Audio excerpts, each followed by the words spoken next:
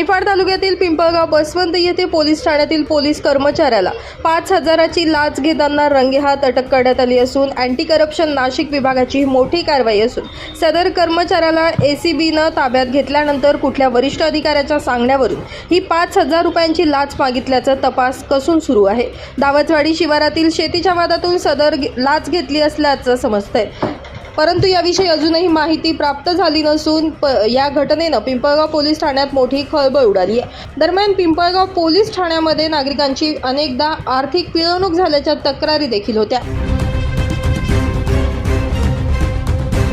Bureau report, Nashik माझा news, Nashik.